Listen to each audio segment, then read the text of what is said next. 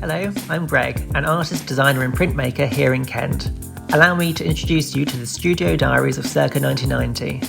The Studio Diaries feature some of what I've been working on. Sit down, relax and join me as I experiment, explore and create in my design studio. Today I'm working with Cyanotypes. This is a photographic printing process that produces cyan blue prints. It's a simple process of mixing equal parts ammonium citrate and potassium ferricyanide together. I must say it's definitely easier to make it than it is to say it. You paint this mix onto a piece of card and leave it in the dark to dry. Leaving it in the dark is important because you don't want it to activate. The UV light in sunlight activates this, turning the print blue. I made up these plates yesterday. Now I know I mentioned that you're supposed to mix it half and half, however, yesterday I was in a rush so I just eyeballed it, and this produced some interesting results, as you'll see. I'll be using botanical elements from the garden. It's early summer here and after several days of rain and overcast skies, I just had to take advantage of the sunny weather. The first print I made was just some fluffy grass seed, the seeds starting already to leave the husks. Next up, I decided to take advantage of the weeds which are growing prolifically around the studio. I've arranged them into a composition where they're all leaning the same way, and therefore that should hopefully give some energy. The brush strokes behind it will hopefully make it look like a sort of sky.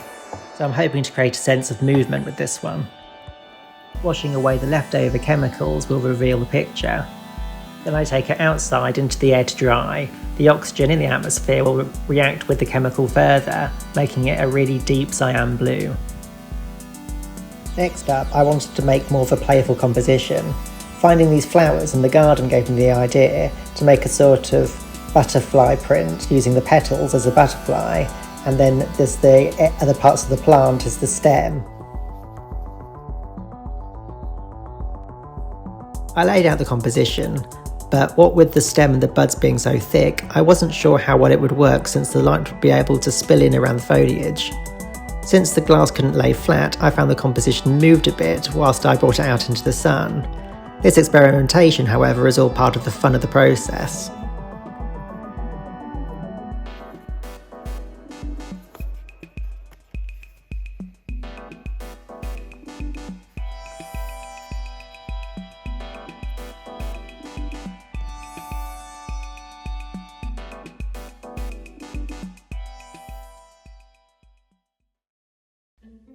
I wanted to evaluate my images from today. This one is just the grass with the seeds.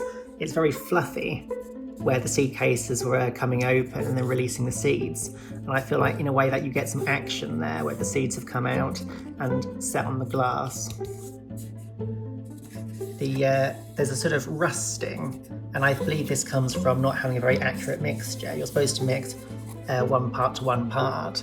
And I think because I free-handed it, I just did it quickly, and I think it therefore leaves a sort of nice rusting, and it makes it much more vintage, especially where on the corners where it has gathered when it was drying.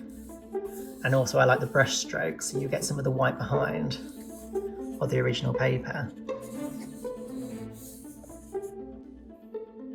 The second image I did, you can see again you've got this rusting from the bad mix.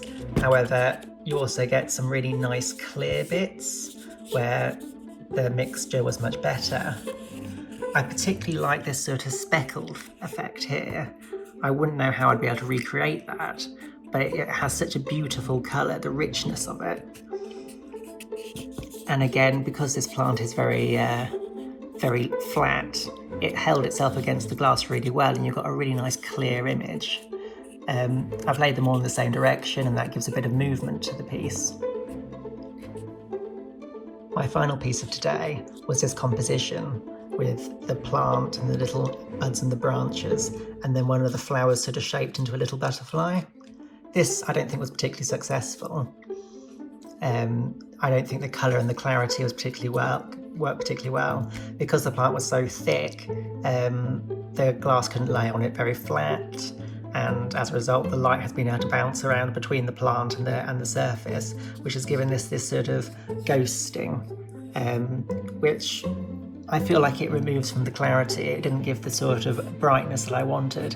However, because likewise, the sort of depth of clarity and the transparency of the petals, I feel like there's a sense of movement here, and that gives like a sort of fluttering effect. I can believe there's some motion there.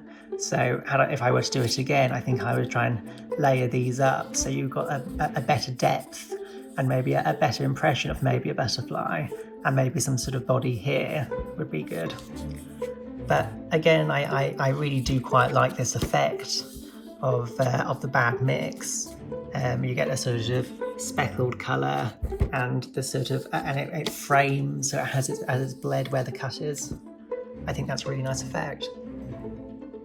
Here's one I did yesterday, and you'll notice a big difference between the others, because this one has a nice rich blue. I measured this mixture out correctly, parts A and B perfectly, and as a result it gives like a really nice cyan colour.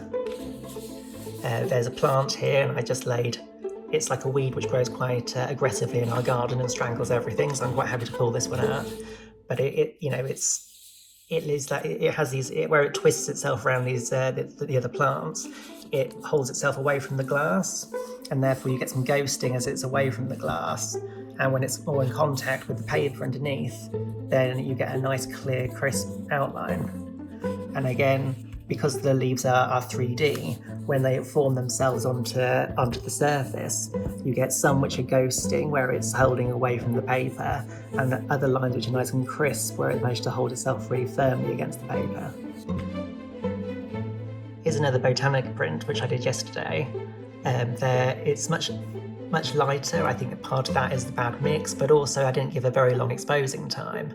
However, there's really nice clarity, where this plant, it's very fine, it's very light, it's very thin, it's able to compress itself between the glass and the paper, and as a result you get these really nice clear, crisp, you get the little buds, the leaves fold themselves nicely, and you get none of that ghosting. So it's a really nice clear image, very delicate.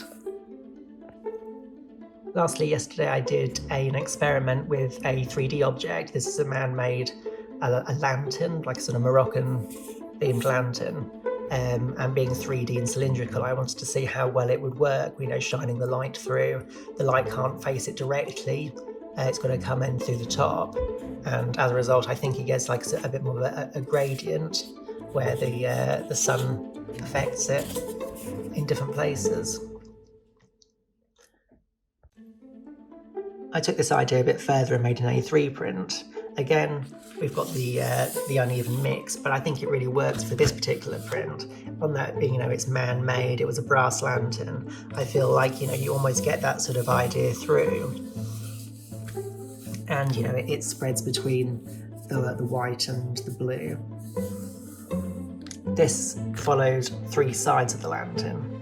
I wasn't particularly aware when it's round, but you can see a sort of the square print where it's initially punctured, but this has been wrapped round in 3D on 3 sides, and I think it just gives it a really nice, the result was far better than I expected. I wasn't expecting to get so much clarity through all of these things. You can see where the shadow is cast, where the paper doesn't quite hold itself against it, or the light is coming in from an angle, and that gives a sort of a nice sort of ghosting. So it's not perfectly clear and crisp, but it does give a very nice effect, and of course, being a repeating pattern, it's very pleasing. Thank you for joining me for my first episode of Studio Diaries. If this is something you'd like, please subscribe to see more videos from the Studio series. Thank you for watching.